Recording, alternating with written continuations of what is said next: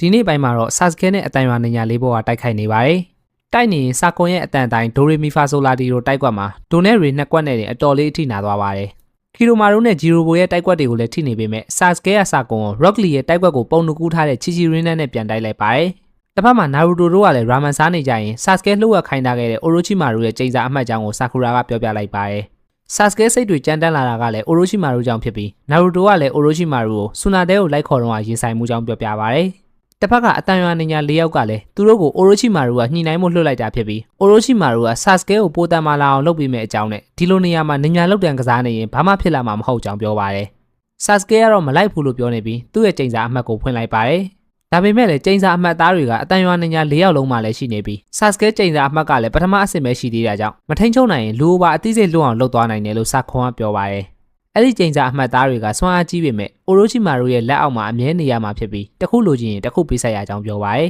။ဒီလိုရွာလေးမှာဆက်နေရင်ဘာမှဖြစ်လာမှာမဟုတ်ကြောင်းနဲ့ Uchiha Itachi ကိုတတ်ဖို့အတွက်ပိုတန်မာချင်ရင်လိုက်ခဲ့ဖို့ပြောပြီးထွက်သွားပါတယ်။ Orochimaru ရဲ့လက်အောက်ကကောင်တွေကိုတော့ဘာမှပြန်မလုပ်နိုင်ခဲ့တဲ့ Sasuke က T7 ရဲ့တန်ရောစင်တွေကိုဖျက်ပြီးပိုတန်မာဖို့အတွက်လိုက်သွားဖို့ဆုံးဖြတ်လိုက်ပါတယ်။ Sakura ကလည်းအဲ့ဒါကိုသိနေရကြောင်း Sasuke ကိုလမ်းမှာကြိုဆောက်နေပြီးအခက်ခဲတွေကိုသူ့ကိုပြောပြဖို့ပြောပေမဲ့ Sasuke ကတော့သူ့ကိုလိုက်နောက်မရှက်နေဖို့ပြောပါတယ်။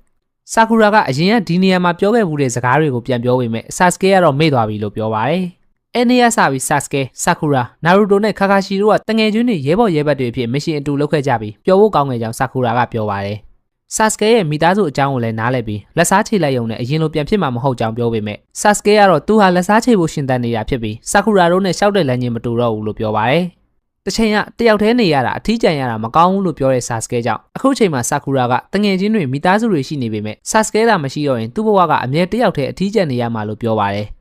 ပြီးရင်နောက် Sasuke ကိုအရန်ချစ်တယ်လို့ပြောလိုက်ပြီးသူနဲ့သာအတူရှိနေပေးရင်ဘာတွေပဲဖြစ်ဖြစ်နောင်တမရအောင်နေ့ရက်တိုင်းကိုပြောအောင်လုပ်ပေးမယ်အပြင်လက်စားချေဖို့လည်းကူညီပေးမှဖြစ်တာကြောင့်ထွက်မသွားပဲဒီမှာနေဖို့တောင်းပန်ရင် Sasuke အတွက်ဆိုဘာမဆိုလုပ်ပေးမယ်ကြောင်း Sakura ကသူ့ရဲ့မျက်ရည်တွေကြားကနေပြောလိုက်ပါတယ်။တကယ်လို့ဒီနေရာမှာမနေချင်ဘူးဆိုရင်တော့သူ့ကိုအတူခေါ်သွားဖို့ပြောပေမဲ့ Sasuke ကတော့စိတ်ညစ်ဖို့ကောင်းတယ်လို့ပြောပြီးရုတ်တရက်နောက်ကိုရောက်သွားက Sakura ကိုကျေးဇူးတင်ပါတယ်လို့ပြောရင်ထွက်သွားခဲ့ပါတယ်။ရွာပြင်မှာတော့အတန်ရွာနေညာ၄ယောက်ကစောင့်နေက Sasuke ရွာကထွက်လာတာနဲ့သူတို့ရဲ့ခေါင်းဆောင်ဖြစ်သွားပြီဖြစ်ပြီးအရင်ကရိုင်းပြမိရအတွက်ခွင့်လွှတ်ဖို့ပြောပြီးရဲ့နောက် Orochimaru စီထွက်လာခဲ့ပါတယ်။နောက်နေ့မနက်မှာတော့ Sakura ကို Izumo နဲ့ Kotetsu ကတွေ့သွားပြီးအိပ်ပျော်နေတဲ့ Tsunade ကလည်း Sasuke ထွက်သွားတာကို Sakura ပြောပြလိုက်တာကြောင့်သိသွားပါတယ်။အဲ့ဒါကြောင့်မနက်အစောကြီး Shikamaru ကိုအခေါ်လွှတ်လိုက်ပြီးအတန်ရွာကိုလိုက်သွားတဲ့ Sasuke ကိုပြန်ခေါ်ဖို့ချူနင်းတယောက်ဖြစ်ပထမဆုံးတာဝန်ကိုပေးလိုက်ပါတယ်။ရွာကလည်းအင်အားနည်းနေပြီးဂျိုနွေနေနဲ့တခြားချူနင်းတွေကလည်းအသီးသီးတာဝန်ထမ်းဆောင်နေကြတာကြောင့်ရွာမှာရှိတဲ့အကောင်းဆုံးဂန်တွင်းတွေကိုခေါ်ပြီးသွားဖို့ Shikamaru ကိုပြောပါတယ်။ဒါပေမဲ့ Tsunade ကဂန်တွင်းတယောက်ကိုတော့ခေါ်သွားဖို့ညွှန်ပေးလိုက်ပြီးထိုသူကတော့ Uzumaki Naruto ပဲဖြစ်ပါတယ်။